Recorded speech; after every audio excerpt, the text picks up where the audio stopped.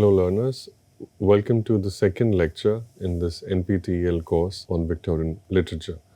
As promised, we will continue our discussion of this historical introduction to the early decades of the Victorian era, and we will continue by thinking more and talking more about the prose fiction written by two of these giants of Victorian literature. The story of Victorian prose can be understood through the relationship on the friendship and the parallel histories and careers of these two writers, John Stuart Mill and Thomas Carlyle. The story begins in the year 1831 in the remote Scottish village of Craigenputtock. Here, an unknown writer, struggling to make ends meet, comes across an essay in a journal published from London. The journal is The Examiner, and the writer is John Stuart Mill. The title of this essay is The Spirit of the Age. In this essay, Mill writes, "Mankind are then divided into those who are still what they were and those who have changed, into the men of the present age and the men of the past." Right? This was Mill's faith in the logic of reform. Right? Mill believed that this was a scientific age. It was an age in which thoughts of efficiency, utility were making a complete break with previous ways of thinking about politics, religion, and culture. And because of this, John Stuart Mill felt that the spirit of the age was one of change. Because of science, government and culture was changing, and there were two kinds of people, one who believed in old ways of thinking and ones who believed in the new ways of thinking. He overlooked a third category, which might be those people who were still in transition. And here is how Mill described these two categories. The superior capacity of the higher ranks for the exercise of worldly power is now a broken spell. Right? So this represents the old way of thinking, that those who occupy a higher position in the hierarchy simply by divine right or by inheriting that position have a kind of superiority over others who were not born into those positions. Now, that is broken because now we have a different way of organizing reality. What is that different way? In which the most efficient, the most accurate, the person or system that provides most utility will have the most power and the most authority. So these are the two extremes, and for John Stuart Mill, there is nothing in between. Now, this was a question that many writers were asking at the time. What is the spirit of the age? Now, when Mill wrote about the spirit of the age, he was taking the title from an earlier essay by William Hazlitt. This was published in the year 1825. Mill writes that the spirit of the age is such that it could not be met with in any work exceeding 50 years in antiquity. Right? Similarly, there were other Edinburgh Review essays by writers who asked similar questions which had the same essential import, which is what is happening, what kind of times are we living in, what seems to be the future, and how can we best survive and make the most of these changing circumstances. Thomas Carlyle writes Signs of the Times in the year 1829 and Characteristics in 1831.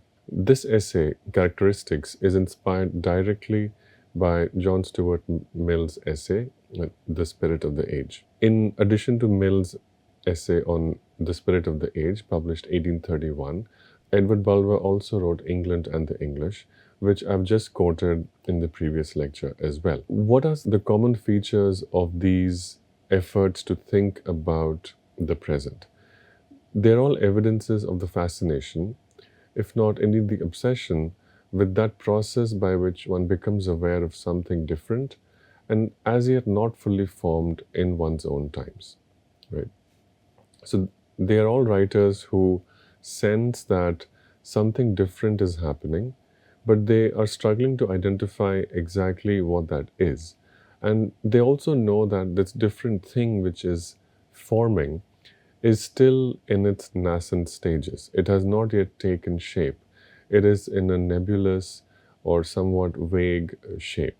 This is the tendency in a lot of prose fiction, not fiction, but a lot of prose that was published in the early decades of the 19th century.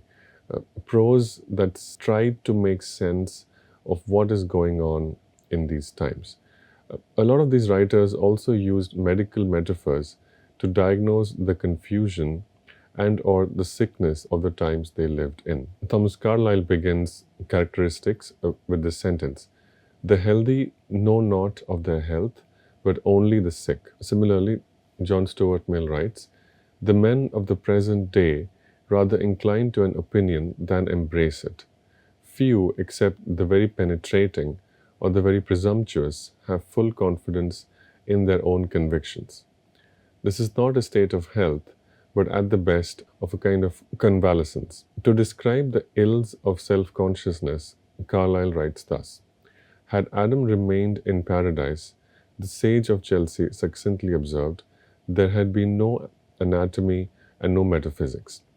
So the idea that people spend time developing intellectual disciplines like anatomy and metaphysics because they are fallen or because they are no longer happy, right, speaks to how self-consciousness came to look like a bad thing in this time. Both Carlyle and Mill would spend a lot of time trying to diagnose this self-consciousness. And they would often say that the problem of our time is that thinkers have become too self-conscious.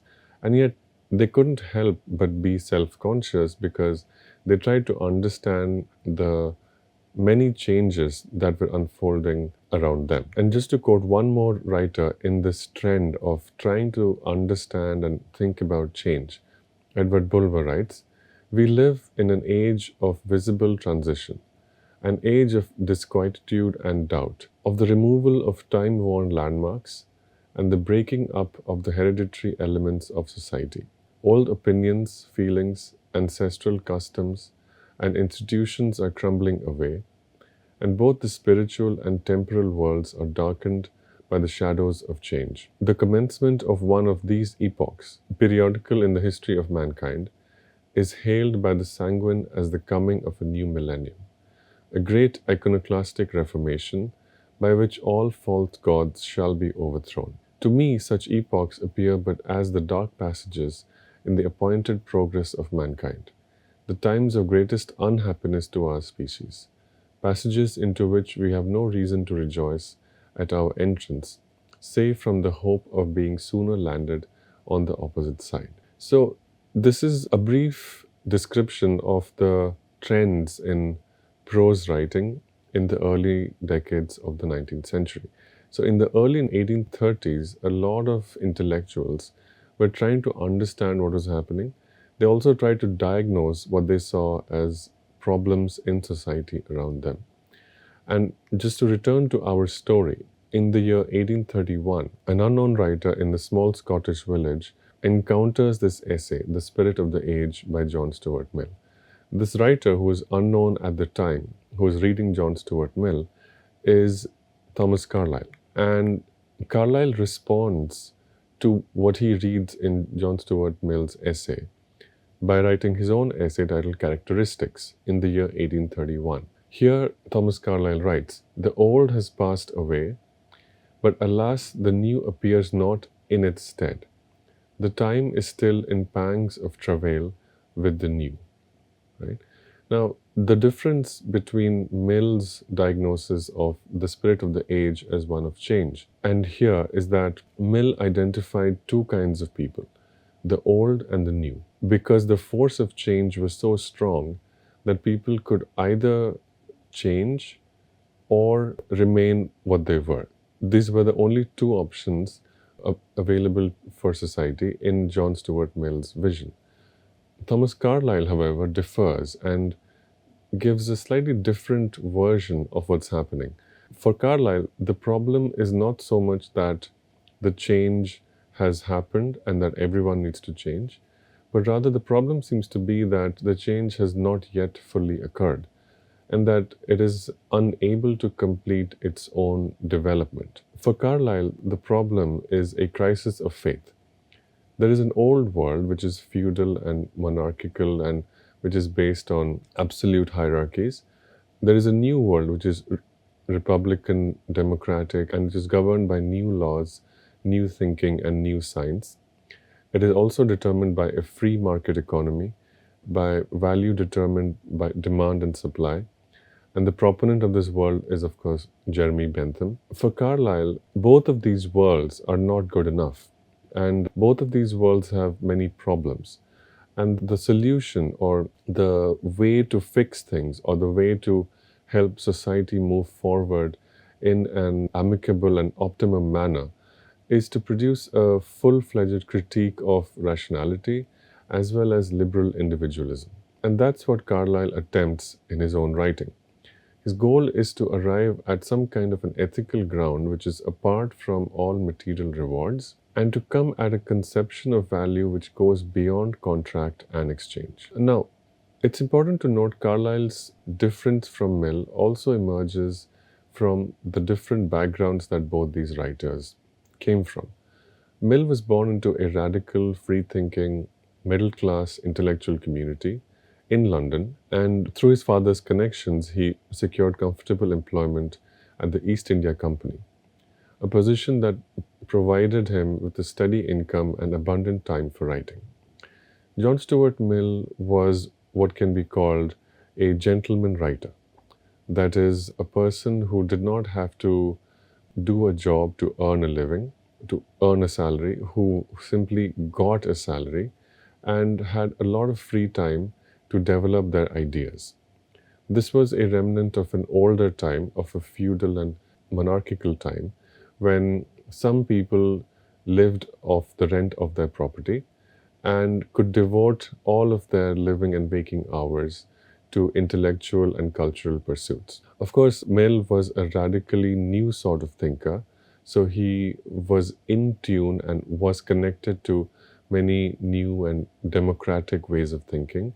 But in terms of his economic position, it was still a very gentleman writer-like position. Now, as against this, Thomas Carlyle was the son of a stonemason and had to struggle for nearly 2 decades to make a living by his own writing. And in addition to that, he also had to hammer out a faith to replace the strenuous Calvinism of his parents, who had hoped that their son would become a minister in the Scottish Kirk. So Carlyle, in his years of struggle, came to envision himself as a latter-day prophet of a new dispensation, straddling Jewish and Christian testaments. At once Jeremiah and John the Baptist, he excoriated the failings of England and foretold its imminent collapse, while at the same time heralding a new mythos that would rescue the country from its bewilderment, although the form of that redeeming faith remained elusive. So we can see that the material and cultural background from which Carlyle emerged made him a different kind of writer. Economically and practically speaking, he was a freelance writer. Freelance also had implications for the intellectual work that he did. Now, if you break the word freelance, what you get is a free lance. A lance is a weapon like a spear with which in the medieval and Middle Ages, knights attacked other knights. A lance is a weapon. A free lance means that the weapon can be used anywhere on anyone. So intellectually speaking, a freelance writer of the kind that Carlyle was a writer who felt free and bold enough to attack any and all parties. J.A. Froude, his biographer, said, he called himself a Bedouin, and a Bedouin he was, owing no allegiance save to his maker and his own conscience. So we see in the position of Thomas Carlyle the best possible combination of prophet and mercenary.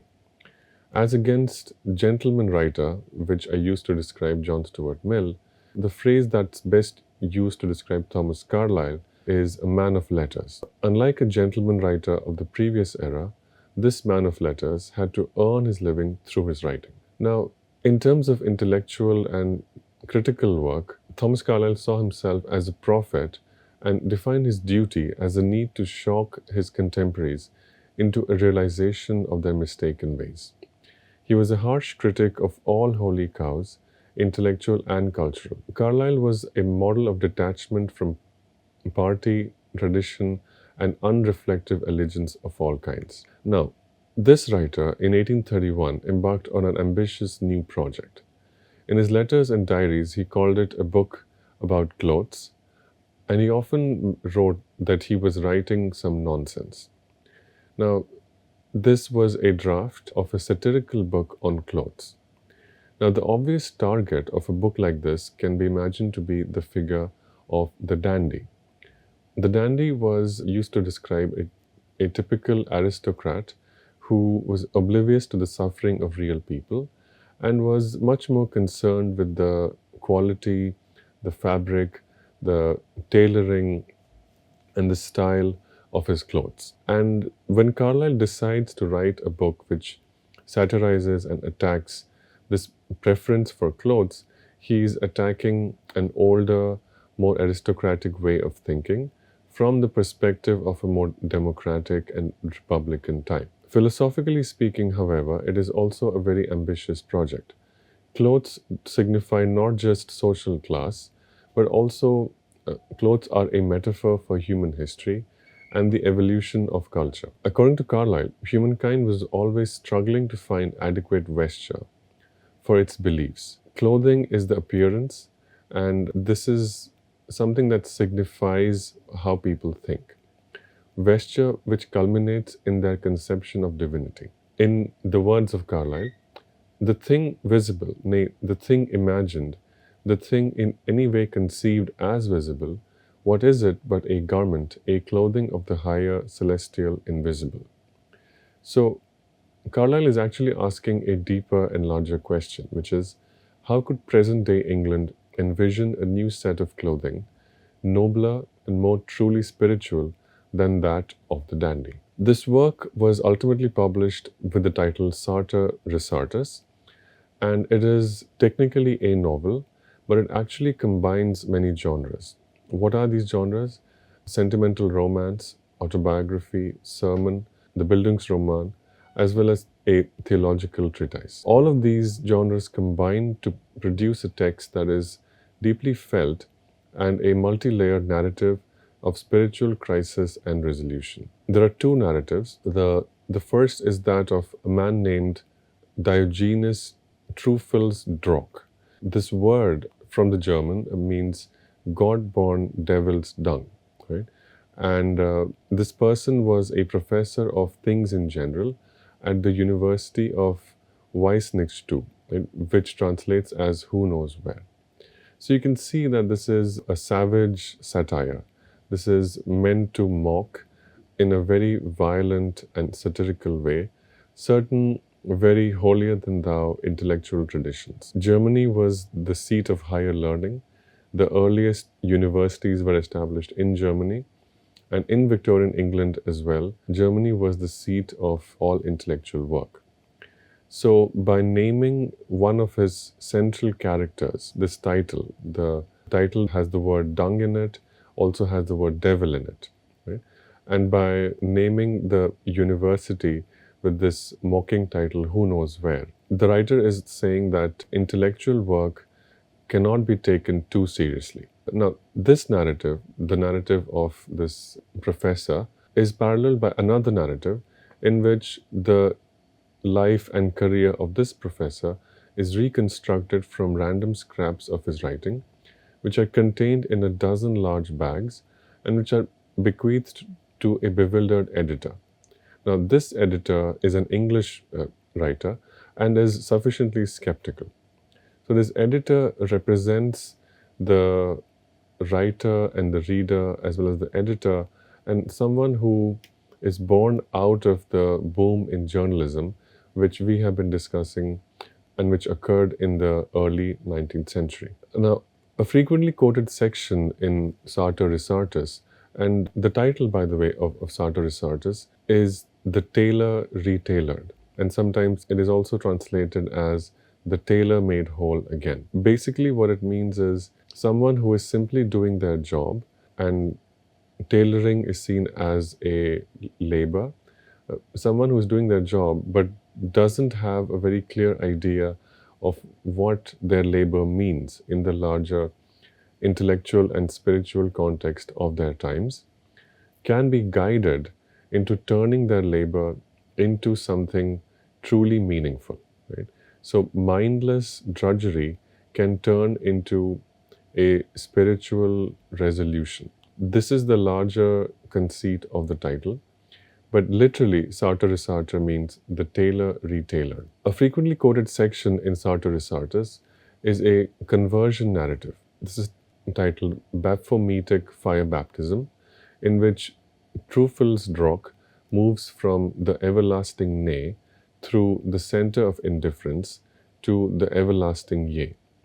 Now, in order to achieve this, in order to resolve his crisis of faith, he must overcome an unbelief which is epitomized in utilitarianism. Unbelief is challenged by science and a rational way of thinking, which for Carlyle was a blind valuation of appetite. Only by rediscovering the higher celestial invisible can Truffelsdrock recognize that the universe is not a godless mechanism but a divine organism within which he can realize a genuinely moral existence. Carlyle's solution then to the problem of doubt was work. His work offers a sanctification of the everyday in which sheer self-denying devotion to one's labor becomes a form of worship and a means of putting down the gnawing pangs of doubt. Doubt of any sort cannot be removed except by action. This is from Sartor Resartus. So, what we see in this book is move from the Greek and Platonic philosophical idea, know thyself, to know what thou canst work at. The gospel of work is Carlyle's biggest contribution to Victorian thought. It represents a sublimation from doubt to duty, a sublimation of doubt into duty. One can escape from the burden of doubt and self-consciousness by immersing oneself in duty. Now, what kind of duty does Carlyle recommend? Or what kind of work? Specifically, that answer is not provided, and different versions of answers are provided, which ultimately leaves this question a little bit vague. Despite this vagueness, Sartor Resartus and Carlyle's work more generally left a huge impact on the writer who had originally inspired Carlyle, which is John Stuart Mill. Now, in the later half of his career, and which is also during the later half of the 19th century, John Stuart Mill wrote this essay titled A Crisis in My Mental History. This was later published as part of his autobiography, which appeared after his death in the year 1874. In this chapter, A Crisis in My Mental History, Mill describes an experience of depression. Now, it's important to note that Mill was a polymath. He was a brilliant scholar. He was a great analytical mind. He knew many languages, many disciplines, had mastered many philosophical and scientific disciplines of study. And probably as a result of such brilliance and such work, he was depressed in his 20s and described this experience and how he emerged from this experience in his autobiography. He describes how this analytical habit of mind was encouraged by his father, who in turn was inspired by Bentham, and how, inspired by these writers and thinkers, Mill began to learn Greek at the age of 3. Mill describes his depression as a sort of subservience and an inability to escape a logic that says no and gives no pleasure. Ultimately, Mill diagnoses his depression as a denial of a fundamental reality of human existence, which is the ability to feel, right?